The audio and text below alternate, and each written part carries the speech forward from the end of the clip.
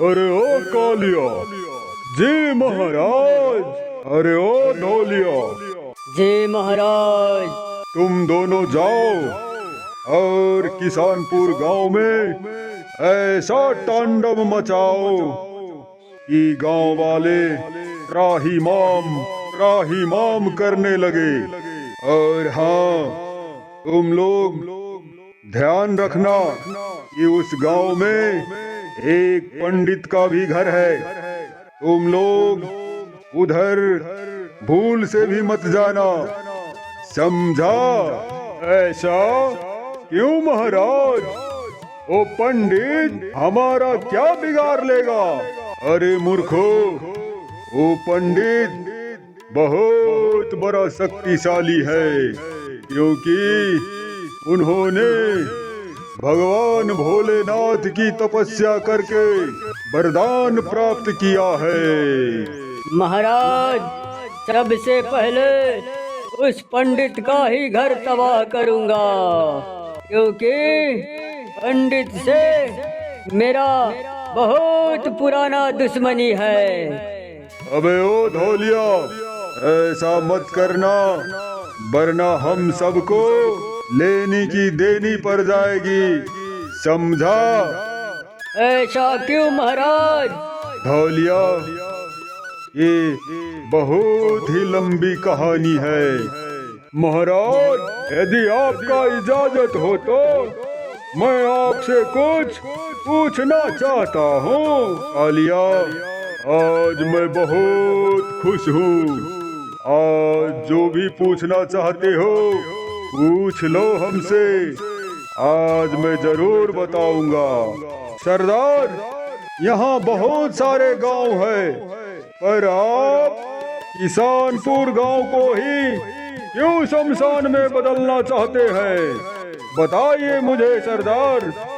कालिया, ये बहुत ही लंबी कहानी है। तुम लोग जानते हो कि मैं किसानपुर गांव को ही क्यों शमशान में बदलना चाहता हूँ। महाराज, आप जब भी किसानपुर गांव को ही क्यों शमशान में बदलना चाहते हैं, हम लोग आपसे जानना चाहते हैं। देखो धोलिया, ये बहुत साल पहले की बात है। मेरा पिताजी एक जमींदार की खेतों में हल चलाया करता था, और एक दिन, श्यामलाल, मैं शहर जा रहा हूँ कुछ काम से, तुम गाय को चारा डालकर खेतों में चला जाना काम करने के लिए। ठीक है साहब, लेकिन आप कब तक आ जाइएगा? मैं शाम तक वापस आऊँगा। और हाँ, नैना घर में है, उसका भी थोड़ा ख्याल रखना। मालिक, मेरे रहते हुए आप चिंता मत कीजिए। ठीक है, मैं चलता हूँ।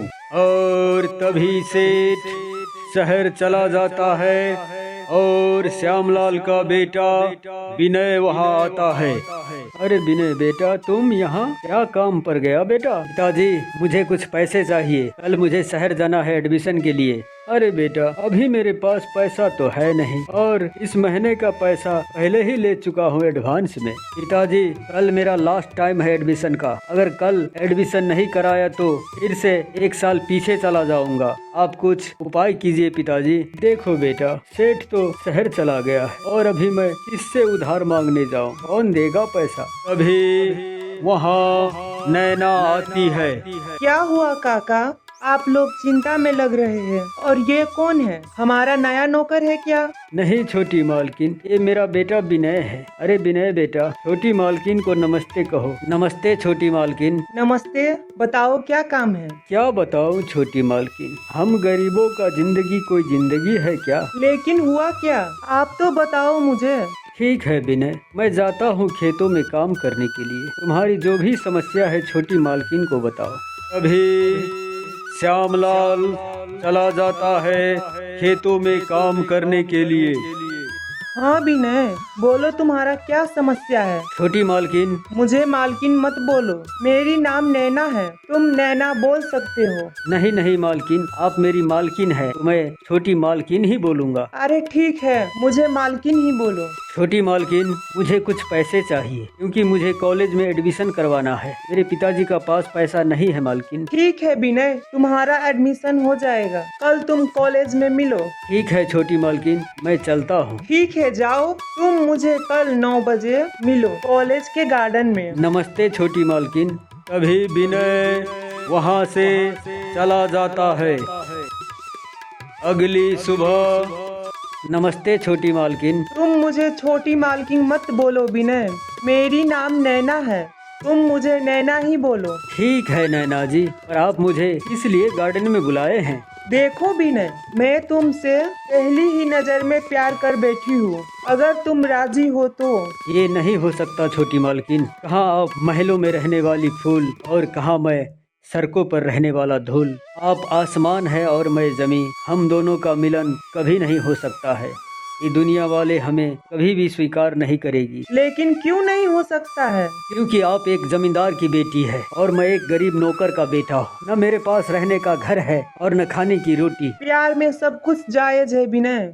फिर भी छोटी मालकिन, मैं प्यार के चक्कर में नहीं पड़ना चाहता हूँ। आप जानती हैं छोटी मालकिन, जिस दिन आपकी पिताजी को यानी कि जमींदार साहब को ये बात की पता चलेगा, क्या होगा? अरे कुछ भी नहीं है, तुम चिंता मत करो। और हाँ, चलो मैं तुम्हारा एडमिशन करवा देती हूँ। अच्छा, तो तुम लोग छुप छुप के प्यार करते हो यहाँ। मैं सभी बातें जमींदार साहब को जाकर बताता हूँ। अभी पंडित चला जाता है जमींदार के पास। राम राम सेठ जी। राम राम पंडित जी, कहिए क्या काम है? छोटी मुंह बड़ी बात साहब, बोलूं कि ना बोलूं? आखिर बात क्या है पंडित जी? जो भी कहना है खुल कर कहिए। आखिर आप पहेलियाँ क्यों बुझा रहे हैं? अब क्या बताऊं साहब, अगर मैं बोलूंगा तो आपकी पैरों तले की जमीन खिसक जाएगी। क्यों, क्या हुआ पंडित जी?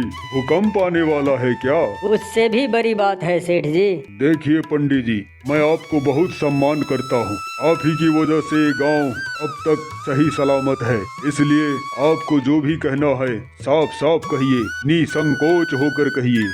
बात यह है कि सेठ जी, आपकी बेटी नैना और आपका नौकर श्यामलाल का बेटा गार्डन में दोनों इश्क फरमा रहा था। मैंने अपने इन दोनों आँखों से देख कर आया हूँ। क्या कह रहे हैं पंडित जी आप ये? सेठ जी, मैं 100% सत्य वचन बोल रहा हूँ। आज तक मैं कभी झूठ नहीं बोला और भगवान आगे भी झूठ ना बोलवाए। इसीलिए मैं जो भी कह रहा हूँ सत्य वचन कह रहा हूँ। आप मेरी बात पर विश्वास कीजिए सेठ जी। पंडित जी, मुझे अपनी बेटी पर भरोसा है। मेरी बेटी नैना ये मेरी मर्जी की बगैर कोई भी काम नहीं करती। फिर भी आप कहते हैं तो मैं जब तक इन सभी घटनाओं को अपने आंखों से ना देखूं तब तक मैं विश्वास नहीं करूंगा, क्योंकि मुझे मेरे बेटी पर भरोसा है। शायद आप किसी और को देखे होंगे। रुकिए सेठ जी और अपनी आंखों से देखिए। ये आप ही का बेटी नैना और ये आपका नौकर श्यामलाल का बेटा विनय ही है ना? अब तो आपको अपनी आंखों पर विश्वास हो गया ना सेठ जी। अब आप जो भी फैसला लेना चाहते हैं आप खुद ही लीजिए। मैं चलता हूँ। जय भोलेनाथ। श्यामलाल, खेती का काम तो हो ही चुका है। अब रहा घर का काम, वो मैं देख लूंगा। मैं सोचता हूँ कि अब तुम कुछ दिनों के लिए तीर्थ यात्रा पर चले जाओ। ये लो पैसा। मालिक, आप महान हैं। मैं हमेशा आपको भगवान के रूप में देखा। आप मेरे अन्नदाता है प्रभु। तभी श्यामलाल तीर्थ यात्रा पर चला जाता है। जाओ उस विनय को पकड़ कर लाओ मेरे पास।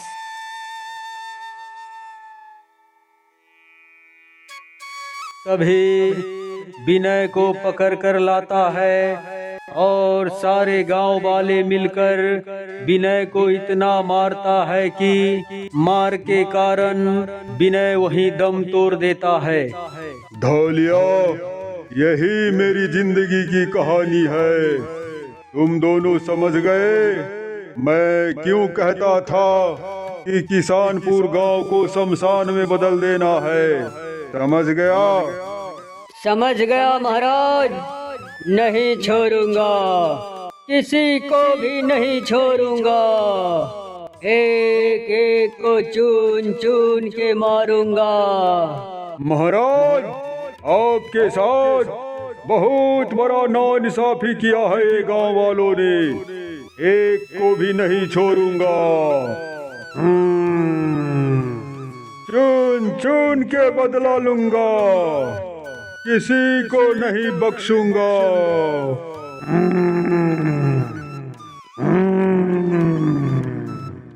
किसी से प्यार करने का इतना बड़ा सजा, न जाने क्यों ये मानव हृदयहीन हो गया है। नहीं छोड़ूंगा, किसी को भी नहीं छोड़ूंगा। पटक पटक कर मारूंगा, लहू पी पी कर मारूंगा।